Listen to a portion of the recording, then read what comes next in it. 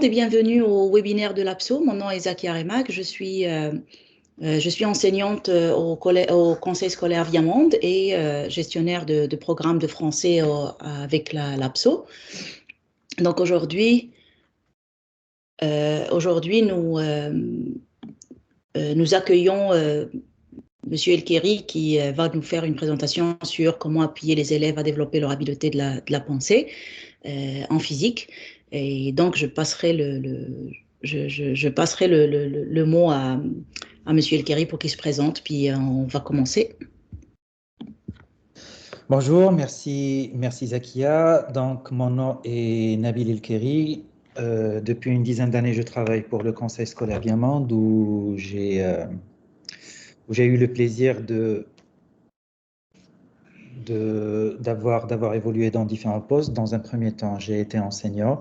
Donc, il n'y a pas de surprise. J'ai été enseignant de physique et de mathématiques. J'ai toujours eu le plaisir d'enseigner la 8e année en mathématiques, la 9e année, 11e et 12e en mathématiques et 11e en 12e en physique aussi.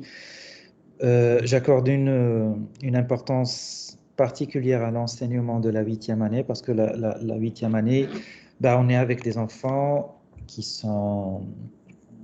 L'enseignement 8e année est différent de ce qu'on peut faire en 11e, 12e et ça m'a toujours permis, si j'ose dire, de garder les pieds sur terre et de ne pas aller trop vite. Donc, après avoir enseigné au secondaire pendant un certain nombre d'années, j'ai occupé un poste de conseiller pédagogique. D'ailleurs, une partie de la présentation d'aujourd'hui, je vais parler d'enseignement explicite. Ce sont des ressources que j'ai développées quand j'étais conseiller pédagogique. Et puis, en septembre 2023, donc d'ici quelques semaines, je vais commencer ma 5e année en tant que direction d'école. J'ai été dans un premier temps directeur adjoint pendant 2 années et puis directeur pendant 2 années.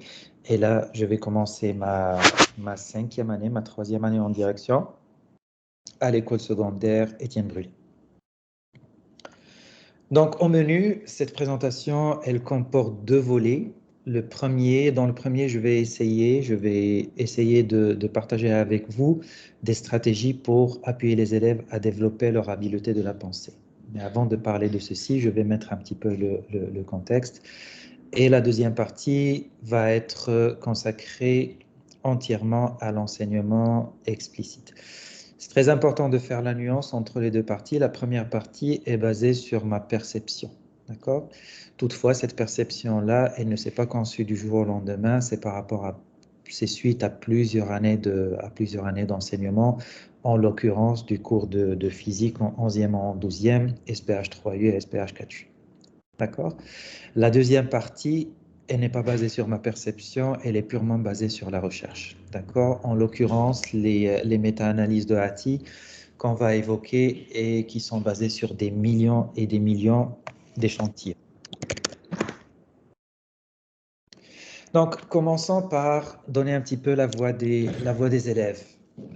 J'avais toujours l'habitude, après quelques semaines, après 2-3 semaines d'enseignement, une fois que le lien éducatif est établi avec les élèves, de les prendre en entrevue un petit peu et puis d'analyser leurs travaux, que ce soit des tâches formatives, des tâches sommatives, leur participation en salle de classe, etc.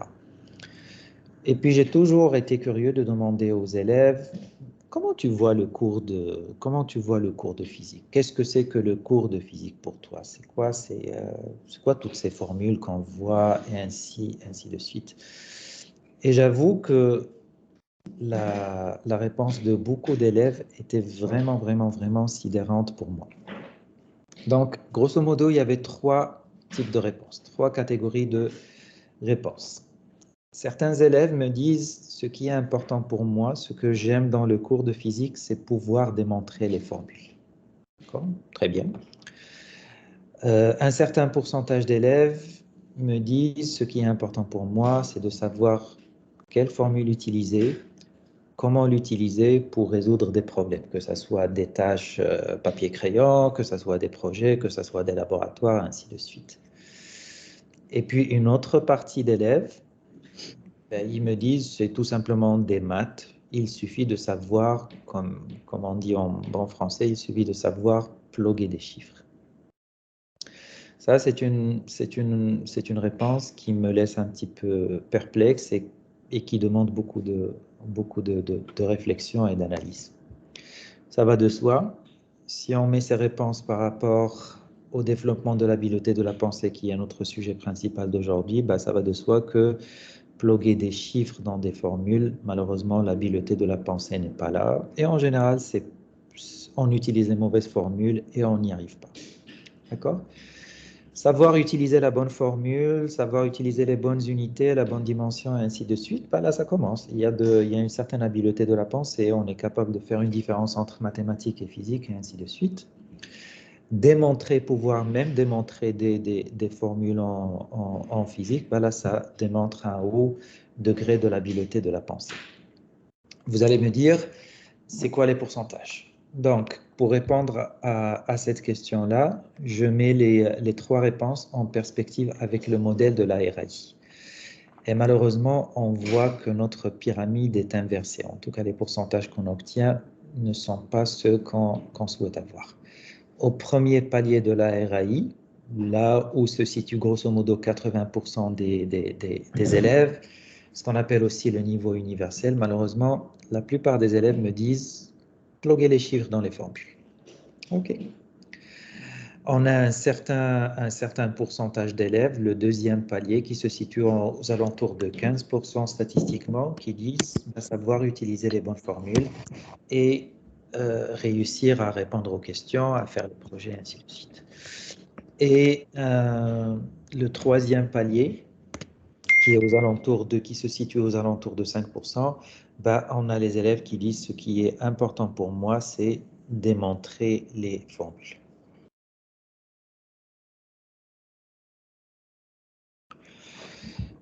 La situation souhaitée, la situation qu'on voudrait avoir, la situation qu'on souhaite avoir dans n'importe classe, c'est que un grand pourcentage de nos élèves puissent utiliser adéquatement les formules, que ce soit en physique ou même en mathématiques ou en sciences de manière générale.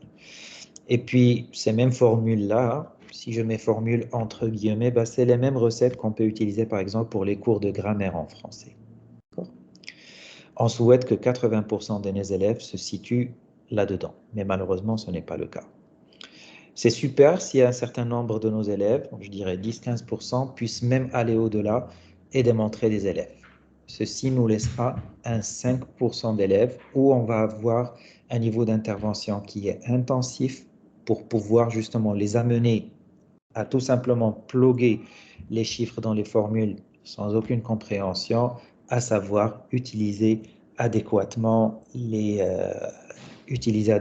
formules en physique ou en mathématiques, mais au-delà de ceci, pensez à ce qu'on fait avant de le faire.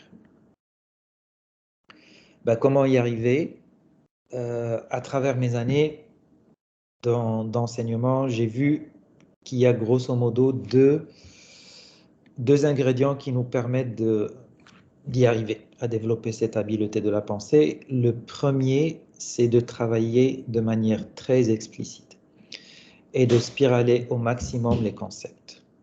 Enseignement explicite, je vais y revenir en long et en large. Spiraler, c'est dans la planification pouvoir revenir maintes fois sur des concepts, sur des formules pour que les élèves puissent les acquérir. Et il y a aussi un travail spécifique à faire par rapport à l'enseignant. C'est l'enseignant qui doit faire ce travail-là pour travailler l'habileté de la pensée avec les élèves. Et je vais vous partager deux stratégies qui m'ont aidé à faire ceci avec mes élèves.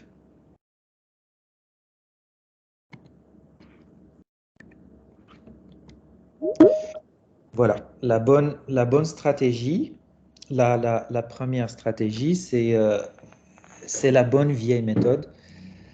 La bonne vieille méthode de la démarche de résolution de problèmes. J'ai été surpris de voir avec mes propres enfants. J'ai un enfant qui est en 5e année en septembre prochain. Et je pense dès la 2e année, j'ai vu que son enseignante utilise la démarche de résolution de problèmes. ce qui est vraiment, vraiment, vraiment superbe. Mais malheureusement, on se demande pourquoi, après tant d'années, après tant d'enseignements, les élèves n'y arrivent pas. C'est pas grave, on va les appuyer pour qu'ils y arrivent. La démarche de résolution de problèmes, je ne vais pas m'y attarder longuement, vous la connaissez, mais c'est tout simplement de voir ce que je sais. Ce que je sais, c'est à travers les données du problème. Ce que je cherche, c'est en général ce qui est demandé, soit dans le cadre du laboratoire, le projet ou même la tâche papier-crayon. Et ce que je fais, ben, c'est là où il y a toute la cuisine, si j'ose dire, quelle équation je devrais utiliser, les habiletés calculatoires, la conversion d'unités. C'est très important d'y insister auprès des élèves. Vous allez voir si vous enseignez les cours de sciences ou le cours de physique spécifiquement, vous donnez une vitesse en kilomètres par heure, les élèves vont utiliser la vitesse en kilomètres par heure, alors que tous nos calculs doivent être basés sur le mètre par seconde. Les élèves ne vont pas faire spécifiquement cette conversion, donc c'est important d'insister sur ceci, d'où l'enseignement explicite que je vais présenter dans la deuxième partie. Donc, la démarche de résolution de problèmes, c'est quelque chose qui est classique, mais c'est quelque chose qui fonctionne très, très, très bien. Chaque enseignant a sa propre manière de modéliser ceci. Il y en a qui partent avec ce que je sais, ce que je cherche. Il y en a d'autres qui scindent leur tableau en plusieurs parties. Il y a d'autres enseignants qui utilisent des codes couleurs et ainsi de suite. Mais ce n'est pas parce que c'est quelque chose de classique que ça ne fonctionne pas. Au contraire, ça fonctionne très bien. Et puis pour aller un petit peu plus loin, ce que je demandais à mes élèves pour travailler spécifiquement leur habileté de la pensée, c'est des questions de ce type. D'accord? Donc là, je donne une formule et ma question, c'est une question ouverte. C'est en comparant les unités, il faut montrer que l'équation est forcément fausse. C'est une question semi-ouverte. Pourquoi elle est ouverte plutôt qu'ouverte? C'est parce que j'insiste sur la méthode à utiliser. Je voudrais qu'il compare les unités. En comparant les unités, l'élève est en train de comprendre inconsciemment qu'une relation n'est pas vraie tout simplement avec les chiffres. Une relation n'est pas vraie tout simplement avec les grandeurs. Une relation est vraie surtout avec les unités. Et si on parle de termes de physique, elle est vraie en termes de dimension. D'accord? Donc, si on compare un membre de gauche d'une équation à un membre de droite, il faut, pour que l'équation soit vraie, il faut absolument non seulement que les chiffres concordent, mais que les unités concordent. D'accord? Et ce que j'ai fait pour l'objectif de cette présentation-là, c'est que j'ai cherché dans les travaux de mes élèves.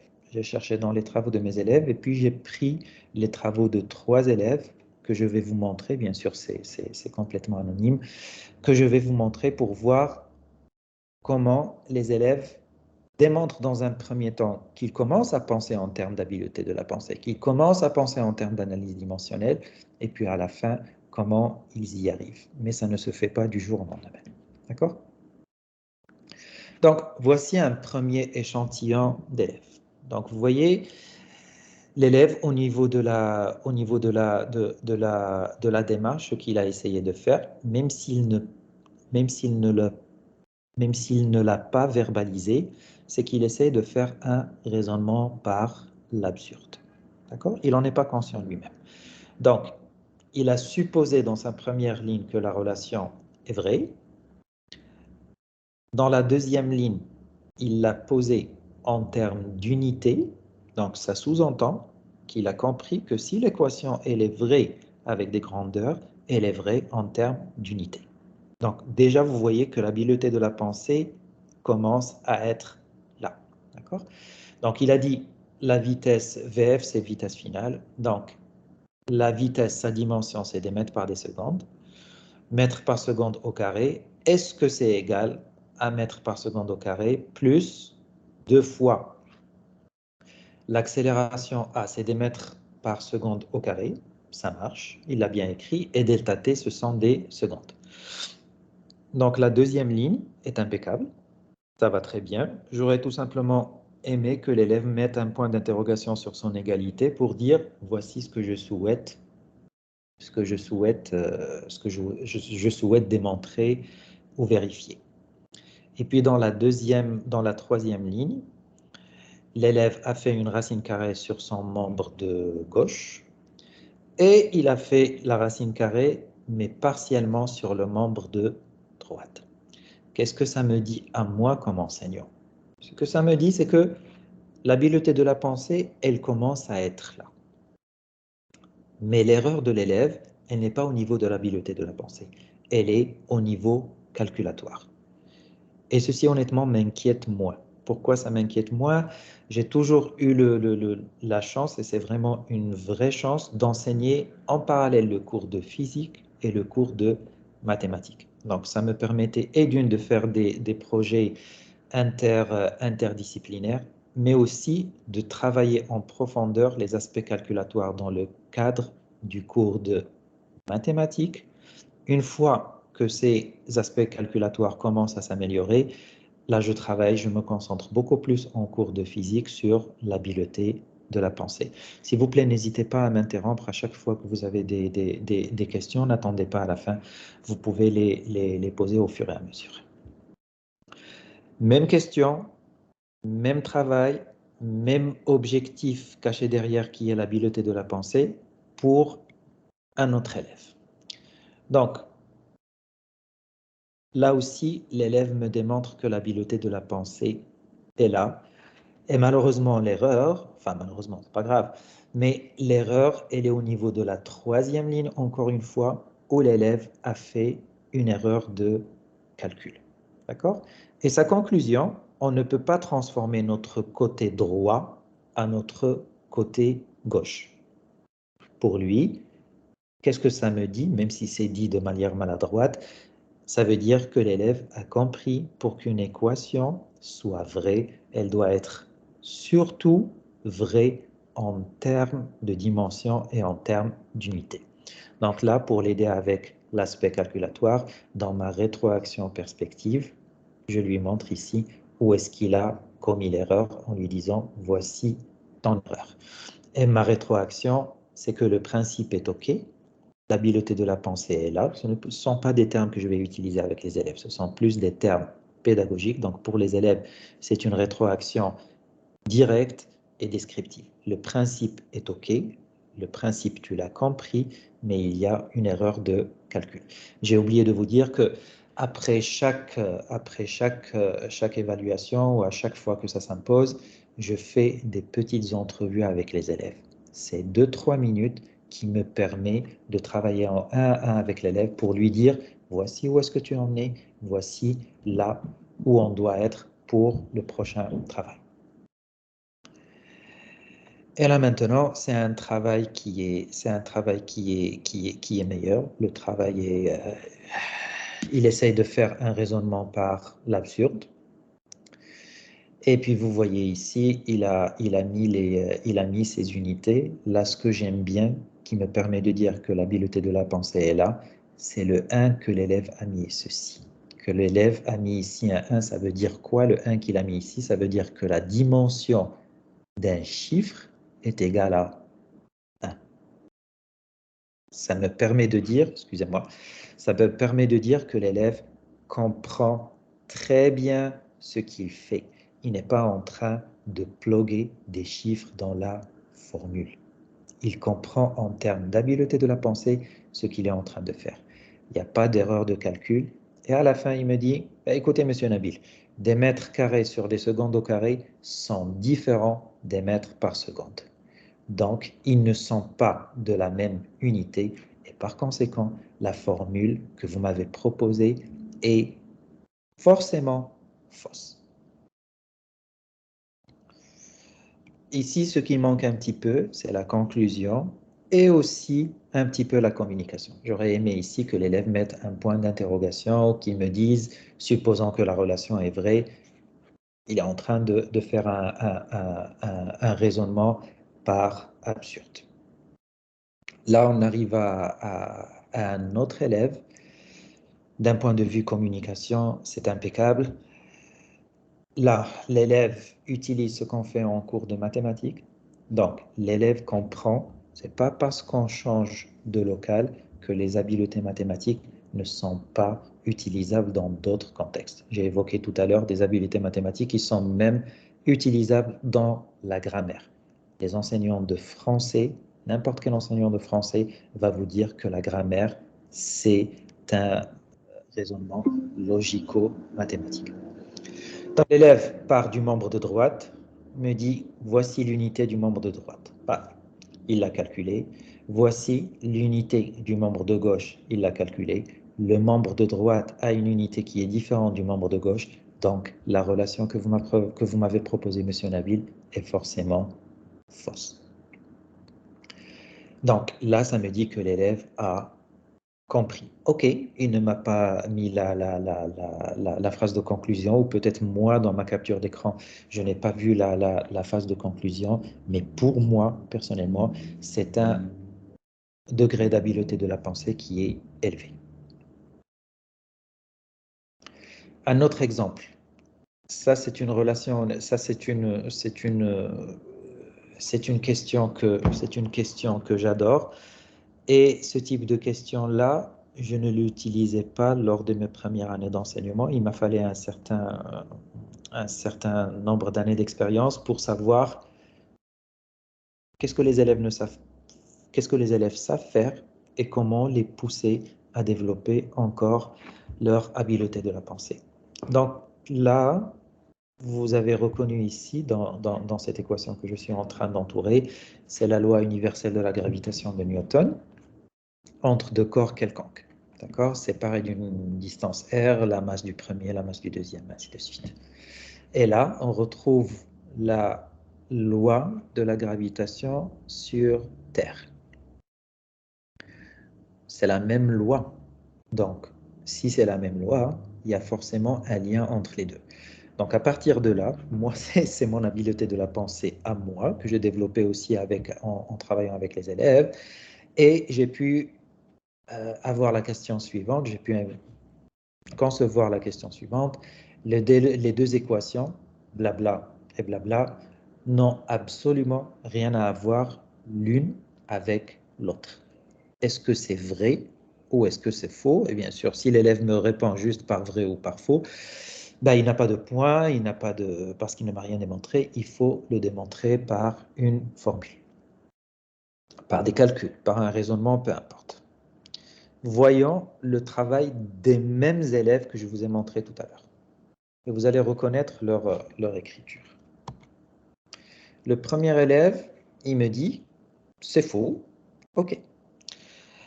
Ils sont tous les deux des lois gravitationnelles. Très bien, donc déjà l'élève, il est en train de me dire, si ce sont les mêmes lois gravitationnelles, donc forcément elles sont liées. Donc il y a déjà un certain degré de l'habileté de la pensée. Il me dit la première est universelle, c'est-à-dire qu'elle marche partout. Et la deuxième est une forme simple ou une forme simplifiée de la loi gravitationnelle sur une planète quelconque. Très bien, l'élève a compris. Son raisonnement est qualitatif. J'aurais aimé qu'il aille vers un raisonnement qui est plutôt, en plus du qualitatif, vers un raisonnement qui est quantitatif.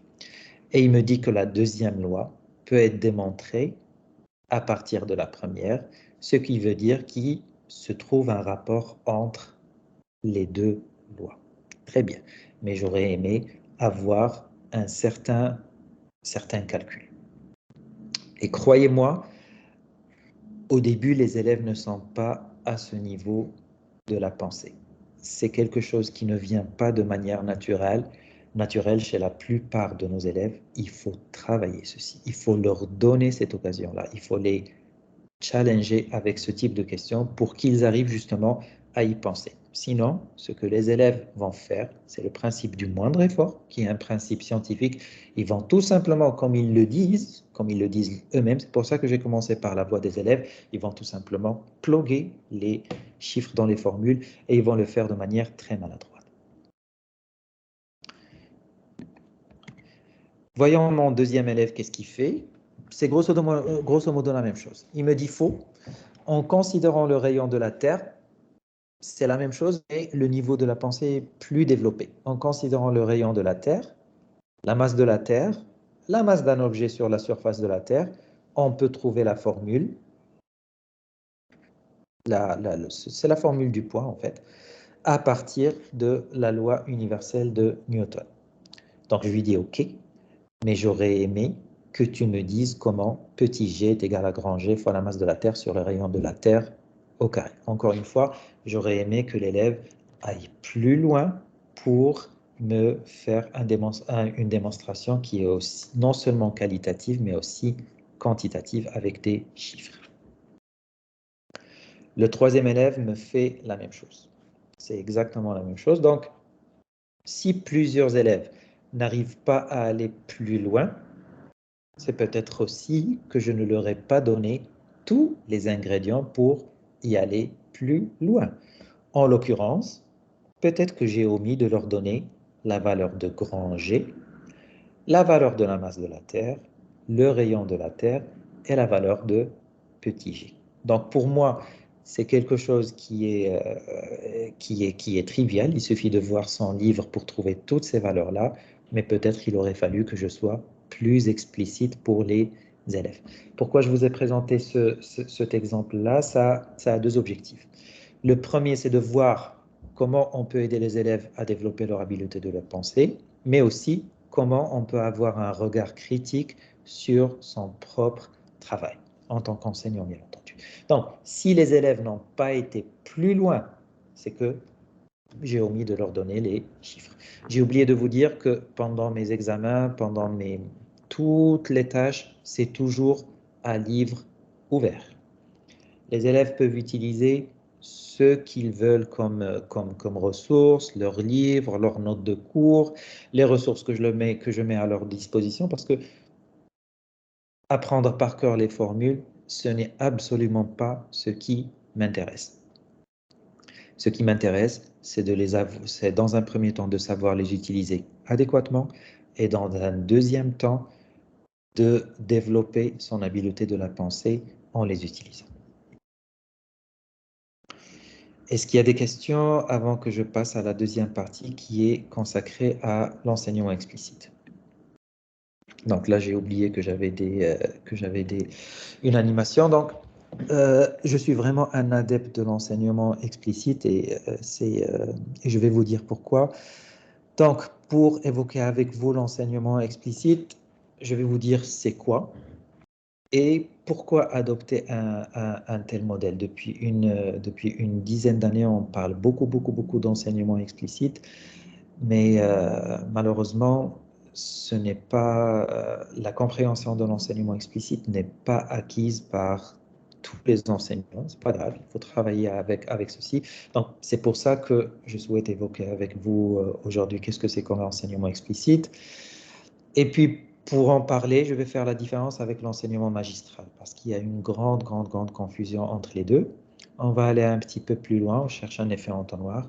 On va aller plus loin pour parler des phases de l'enseignement explicite et puis des différentes variantes de l'enseignement explicite.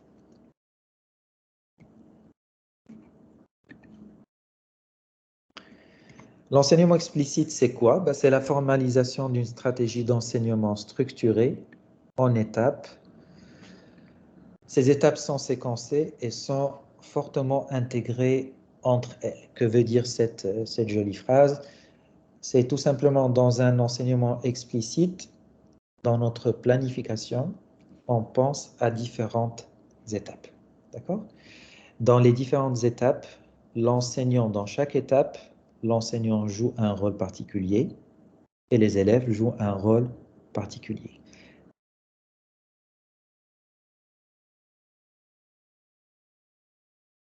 Avec le casse-tête, ces étapes-là sont intégrées entre elles de telle sorte à faire un tout à la fin de chaque période.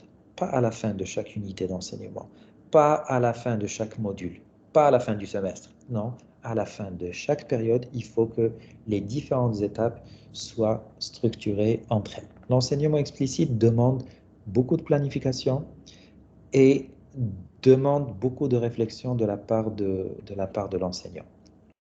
Ça, c'est la mauvaise nouvelle. La bonne nouvelle, c'est que ça fonctionne. Et ça fonctionne très bien.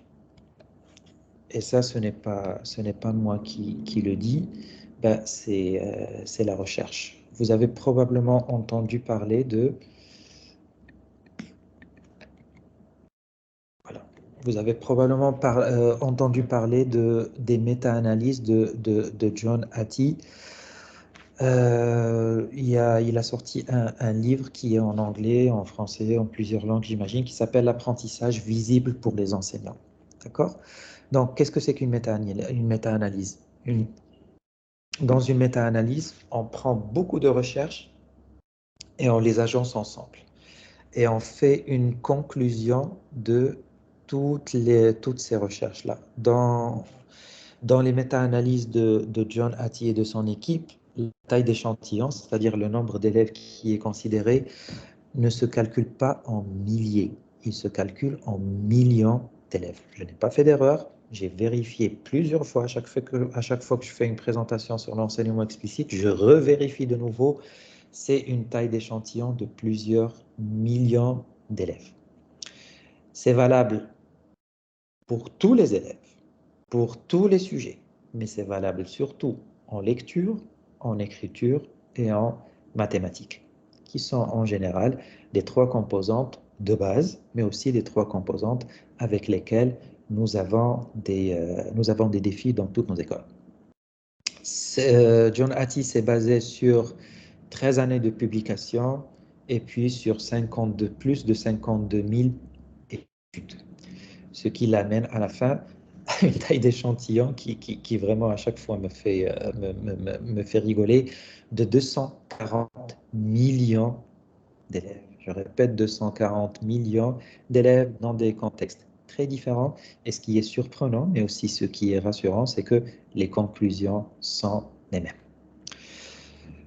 En termes de méthodologie, John Hattie a développé ce qu'il a appelé l'effet d'ampleur. D'accord? Donc, j'aime beaucoup la présentation qu'il a utilisée avec un rapporteur, avec un demi-cercle, où il dit quand on se situe dans la zone bleue, donc avec un effet d'ampleur supérieur à 0,4, on a des effets qui sont désirés. C'est ce qu'on veut voir dans nos écoles. C'est ce qu'on veut voir dans nos salles de classe. Entre 0,15 et 0,4, ça va. C'est un effet typique surtout de l'enseignant et de l'engagement de l'enseignant. D'accord? Si on se situe entre 0 et 0,15, ben, je vous dirais c'est juste un placebo. D'accord? Ce n'est ni bon ni mauvais. C'est presque on n'a rien fait. Et malheureusement, il y a même des modalités soi-disant pédagogiques qui donnent des effets inverses, qui vont faire en sorte que l'élève performe moins, comprend moins de ce qu'il aurait fait juste naturellement. D'accord? Donc, il y a aussi des effets qui sont inversés. Avec tout ceci, John Hattie est venu à la conclusion suivante avec son 240 millions d'élèves comme échantillon. Selon lui, l'enseignement explicite est la modalité pédagogique qui produit les gains d'apprentissage les plus élevés, surtout chez les élèves en difficulté, avec un effet d'ampleur qui oscille entre 0,41 et 1,45. Oui, je suis d'accord avec vous, ça va ici du simple au triple même, et c'est tout à fait naturel vu la taille d'échantillon. Ce qui est important de noter, même selon les analyses les plus pessimistes, on se met dans la zone bleue, c'est-à-dire la zone qui est désirée. La deuxième conclusion... Le désir désigne la sensation d'attraction et d'attente à l'égard d'une personne. Merci, Série. La deuxième conclusion des méta-analyses de John Hattie, c'est que l'enseignant est le premier facteur impactant la réussite scolaire des élèves. Et ce qui est le plus impactant, avec un effet d'ampleur qui va même au-delà de l'enseignement, parce que l'effet d'ampleur ici est de 1,62, c'est la croyance en la réussite des élèves. Autrement dit, si on croit que nos élèves ne vont pas réussir, ben, croyez-moi, on ne va pas être déçu, ils ne vont pas réussir. Si on croit que les élèves vont réussir, on a des chances qu'ils réussissent. Mais il ne suffit pas d'y croire, il faut y travailler. Et il faut y travailler de manière très explicite. Et ce qui est important aussi par rapport à l'enseignant, c'est de toujours se questionner, même après plusieurs années d'expérience. C'est toujours se questionner par rapport de ce que je fais en termes de planification, en termes d'évaluation, relations éducatives. Toutes les composantes, elles sont énormes. Leur chiffre est très, très grand. Toutes les composantes dans l'enseignement. Voilà ce qui nous dit que sans aucune, je ne l'ai pas dit, j'allais dire sans aucune discussion possible, mais plutôt sans, il n'y a pas de doute. L'enseignement explicite, c'est la première modalité pédagogique pour que vos élèves performent et comprennent. Et puis vous, l'enseignant, votre croyance envers la réussite des élèves, c'est ce qui va faire la différence. On confond souvent enseignement magistral et enseignement explicite. Je vais faire entrer tous les points avant d'en parler. Voilà. Dans un enseignement magistral, vous, l'enseignant, vous faites le show. C'est le show de l'enseignant. C'est pour ça que j'ai choisi une image avec, vous voyez, l'enseignant, c'est le maître. Il n'est pas en train d'enseigner, il est en train de professer. D'accord ? Vous voyez, dans un grand amphithéâtre avec je ne sais combien d'élèves, ça marche très bien à l'université. D'accord ? Pourquoi ça marche très bien à l'université ? Parce qu'on a déjà un groupe d'élèves qui est plus homogène. Croyez mon expérience, ça ne marche pas du tout dans notre contexte ontarien où on a des groupes des élèves qui sont très hétérogènes. J'ai toujours dit, vous avez un élève qui a fini l'activité avant même que vous ayez le temps de l'écrire. Et vous avez un élève qui est en train d'essayer encore de déchiffrer. C'est notre contexte, c'est quelque chose sur lequel on n'a pas de contrôle, il faut faire avec. Et quand je dis il faut faire avec, il faut amener les élèves, il faut toujours se mettre dans une perspective de RAI. Est-ce que 80% de mes élèves, avec mes stratégies universelles, comprennent ce que je fais et performent en termes, est-ce qu'ils atteignent la cible?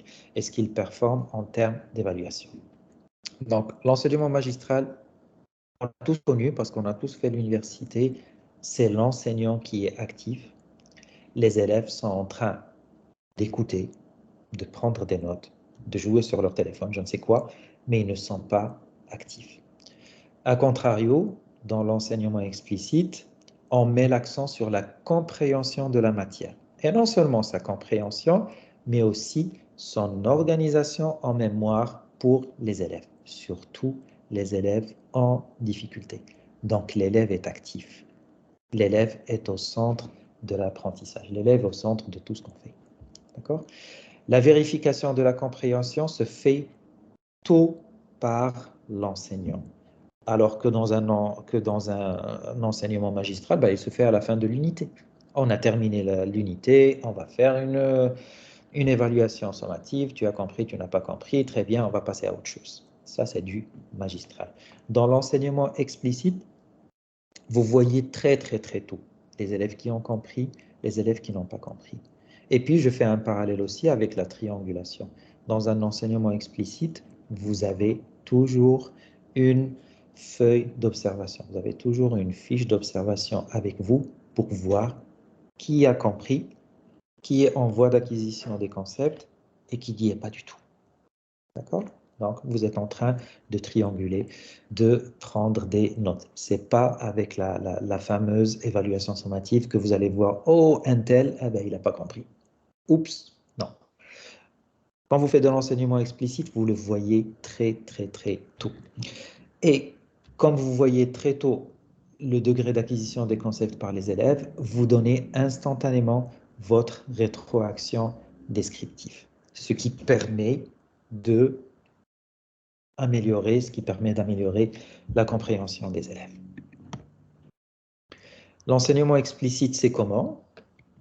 Je vais faire entrer différentes composantes. Est-ce que j'en ai d'autres? Oui. Voilà.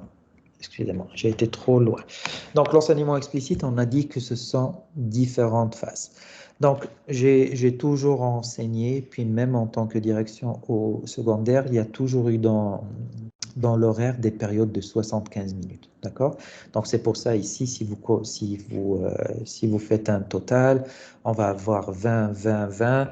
Ça nous fait 60 plus 5 plus 5, ça nous fait 70 minutes. Eh bien, 5 minutes de battement, les élèves rentrent, les élèves n'ont pas leur crayon, etc., etc. On a une première phase, et je vais revenir sur chaque phase, sur la composante de chaque phase. On a une première phase qui est l'ouverture de la leçon. D'accord? De quoi on va parler aujourd'hui? La deuxième phase, c'est la phase du modelage. D'accord? Je vais vous expliquer ce que c'est. Il y a certains livres qui disent que c'est la phase du jeu en se mettant d'une perspective de l'enseignant. C'est l'enseignant qui est plus actif. Après, on passe à une deuxième phase qu'on appelle la pratique guidée. C'est la phase du nous. Et enfin, la phase du tu, où c'est l'élève qui est le plus actif. Ça ne veut pas dire que l'enseignant est assis à son bureau, loin de là, mais l'élève prend les choses en main. Et durant toutes les phases, il faut faire participer les élèves, que ce soit modelage, objectivation, etc. Il faut faire participer les élèves. Il faut superviser l'exécution de ce qu'ils font, d'accord? Toujours avec une fiche d'observation pour savoir où est-ce qu'ils sont non. Et ben, vous allez en profiter. Vous êtes à côté de l'élève, vous avez vu qu'il a bien fait quelque chose, ben, on le rassure, tu es sur la bonne voie. Vous avez vu qu'il n'a pas compris, ben, on fait un deuxième modelage. D'accord? On ne va pas attendre la fin de l'unité. L'ouverture de la leçon, l'objectif c'est de capter l'attention des élèves. Et je l'ai toujours fait en physique en demandant, en mettant un problème de la vie quotidienne. D'accord? Je m'efforce de chercher des problèmes de la vie quotidienne pour capter l'attention des élèves. De quoi je vais vous parler aujourd'hui? D'accord?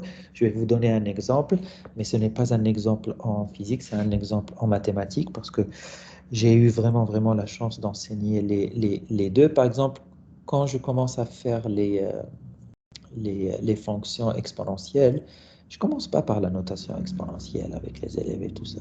Je ne vais pas avoir leur attention avec ça. En tout cas, je ne vais pas avoir l'attention de tous les élèves. Je vais toujours commencer par un exemple. Je prends une feuille, vraiment une feuille normale, et je leur dis, les amis, si on prend, regardez, on a la porte de la classe, combien de fois je devrais plier cette feuille? Admettons qu'on n'a aucune contrainte physique, on peut la plier autant de fois qu'on veut. Combien de fois je vais plier cette feuille pour arriver à la hauteur de la porte? Puis les élèves, d'abord, ils sont intrigués par cette question. Même des élèves qui sont en difficulté d'apprentissage, puisque la question, elle est ouverte, ils vont participer. Et puis, je commence toujours par avoir des questions, des réponses type il faut la plier 50 millions de fois. Et puis, on a d'autres qui disent 100 000. Et puis, on a un autre qui dit mais attendez les amis, il va falloir d'abord qu'on sache quelle est l'épaisseur de la feuille. Donc, vous voyez, l'habileté de la pensée, elle est en train d'être travaillée. Et puis, je leur dis honnêtement, je ne sais pas. Et puis, je présente ma leçon sur les fonctions exponentielles et je vais revenir à cette fameuse question, combien de fois je devrais la plier?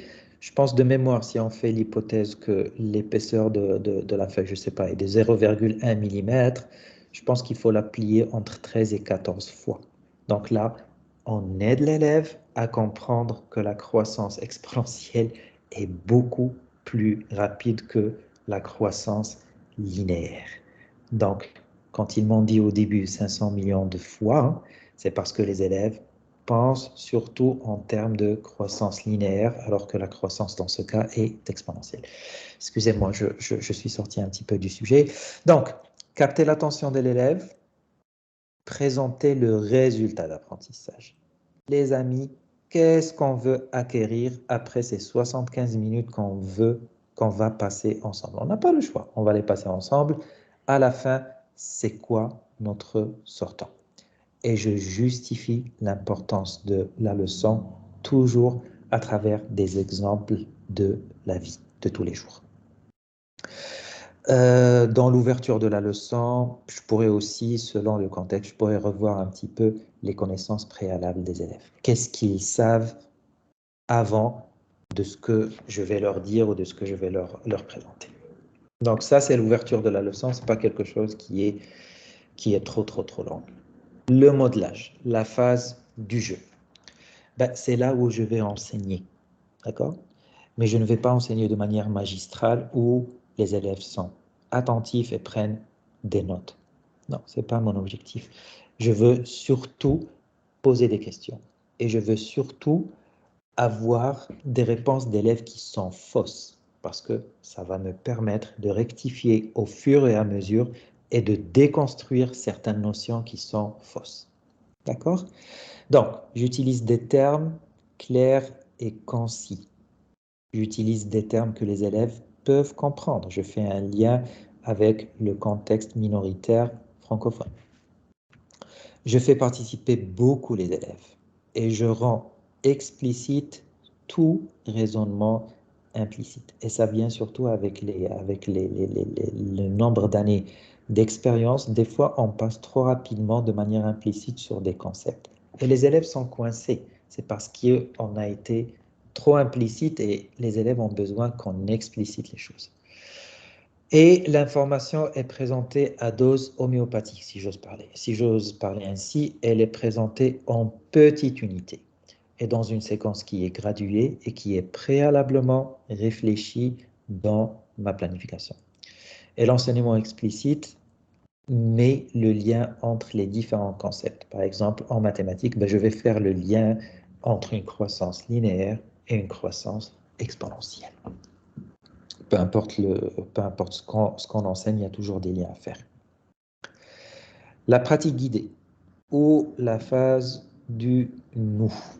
Donc, dans la pratique guidée, on va laisser les dispositifs de soutien, qu'ils soient physiques, verbaux ou visuels. On tourne, les élèves travaillent en groupe, on leur donne une tâche, peu importe le type de la tâche, mais l'enseignant reste actif.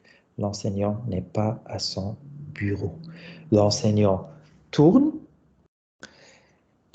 Progressivement, il va enlever les dispositifs de soutien. Qu'est-ce que ça veut dire? C'est progressivement, il va de moins en moins aider les élèves. Il va valider ce qu'ils font, ou bien se rendre compte que ce qu'ils font n'est pas bon, et il va remodeler, il va faire un nouveau modelage pour que les élèves puissent acquérir les concepts, mais aussi pour augmenter la confiance et la motivation des élèves pour leur apprentissage. Oui, quand on dit à un élève, oui, très bien, tu as compris ceci, continue, tu es sur la bonne voie, croyez-moi, ça aide beaucoup les élèves. Privilégiez le travail en équipe. Vous pouvez être le meilleur pédagogue au monde, vous allez avoir des élèves qui vont s'entraider d'une manière que vous n'avez absolument pas soupçonnée pour arriver à leurs résultats. Ils sont extrêmement créatifs dans le bon sens du terme par rapport à ceci. Et dans la pratique guidée, on donne de la rétroaction de suite pour que l'élève puisse être rassuré, pour que sa confiance en lui et sa motivation augmentent au fur et à mesure. Dans la pratique autonome, l'élève va faire de plus en plus seul. L'élève réinvestit dans de nouvelles situations d'apprentissage ce qu'il a compris, à la fois du modelage et de la pratique guidée. L'enseignant donne de la rétroaction et au besoin, il refait un nouveau modelage. L'élève va élaborer parfois ses propres stratégies, il va émettre des idées, des hypothèses, ce qui est en lien direct avec la métacognition. C'est-à-dire, il pense à comment il apprend. Il réfléchit à comment il apprend. Et ce sont des habiletés qui sont transversales dans toute la vie. Donc, l'enseignant questionne pour aider l'élève à mieux verbaliser ou approfondir sa pensée. Oui, j'ai oublié de vous dire que ce que je fais en ce moment avec vous, ce n'est absolument pas un enseignement explicite, c'est un enseignement qui est magistral. C'est parce que je ne suis pas avec les élèves, je suis avec des professionnels. La phase de l'objectivation, elle est très importante. Elle est très importante et des fois, si notre leçon n'est pas bien planifiée, si on ne se rend pas compte il est quelle heure, on la zappe, ce qui n'est pas une bonne chose. Parce que c'est la clôture de la leçon. Ça permet de revenir sur le résultat d'apprentissage qu'on avait au début, de faire un retour, voire une consolidation de ce qu'on a appris, de parler des tâches de réinvestissement, devoirs, laboratoire, projet ou autre, et de dire qu'est-ce qu'on va voir le lendemain. Et vous allez voir de suite dans le visage de vos élèves, est-ce qu'on est prêt à réinvestir ce qu'on a fait? Est-ce qu'on est prêt à aller plus loin ou non? On ne l'est pas, on doit passer encore plus de temps pour que l'acquisition des données, pour que l'acquisition des concepts soit là. La variante que je viens de vous présenter, c'est une variante je, nous, tu, dans le sens modelage, pratique guidée, pratique autonome. J'ai exclu un petit peu l'ouverture et l'objectivation de la leçon parce qu'en général, elles sont là, elles sont un petit peu à la même place tout le temps. Mais cette variante-là de l'enseignement explicite n'est pas unique. Dans beaucoup de leçons, ça peut être une variante nous, je, tu. C'est-à-dire, vous présentez un concept pour les élèves, présentez un résultat d'apprentissage, vous ne dites pas grand-chose aux élèves, vous ne leur enseignez pas, vous les mettez en groupe et ils vont expérimenter. Donc, avec votre appui, bien entendu. Ils vont commencer par la pratique guidée. Une fois qu'on a fait la pratique guidée, et si j'ose dire qu'on a fait beaucoup d'erreurs ici, très bien. Là, on va revenir à notre modelage, où vous allez prendre ce que les élèves ont déjà acquis et vous allez le renforcer. Et vous allez apprendre ce que les élèves ont fait de faux et vous allez le déconstruire. Donc, le modelage vient après. Et une fois qu'on a fait ceci, l'élève peut être de plus en plus autonome à travers le réinvestissement ou autre. Malheureusement, je vois que mon temps est écoulé. J'aurais aimé voir avec vous, que ce soit à travers une leçon de physique ou une leçon de mathématiques ou peu importe, comment on présente ces différentes phases, peu importe la variante. Ça pourrait être peut-être faire l'objet d'une autre capsule, pourquoi pas avec l'abso. Donc, voici les ressources que j'ai utilisées surtout pour l'enseignement explicite. Donc, il y a un super livre qui s'appelle l'enseignement explicite, qui est, je pense, c'est quelque chose dans les années 2010, mais c'est incroyablement c'est les années 2015 plutôt, mais c'est vraiment, ça reste d'actualité, ça restera toujours d'actualité. Ça a été écrit par Gauthier, Bissonnette et Richard. Il existe en français, il existe en anglais. L'apprentissage visible pour les enseignants, il existe en plusieurs langues aussi. C'est la conclusion de Jonati de ces méta-analyses. Et la conclusion, grosso modo, c'est que enseignement explicite et croyance envers les élèves, c'est ce qui fonctionne. C'est la recette du succès, votre succès et celui de vos élèves. J'ai mis aussi plusieurs autres capsule, autre ressource par rapport à l'enseignement explicite. C'est ce qui m'a permis de faire la deuxième partie de cette présentation. Voilà, j'espère que j'ai pu partager avec vous un petit peu des choses que j'ai vécues dans ma salle de classe. Si vous avez des questions, si vous avez des commentaires, soyez pas gênés. c'est le moment. Merci Nabil. Très intéressant.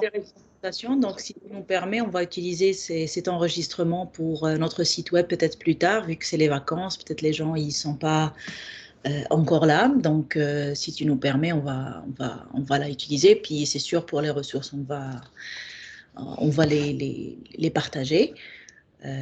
Donc voilà, merci beaucoup pour votre temps et pour cette belle présentation. Oui, merci beaucoup. J'ai vraiment apprécié ton temps. Merci. À la prochaine. Au revoir. À la prochaine. Bye.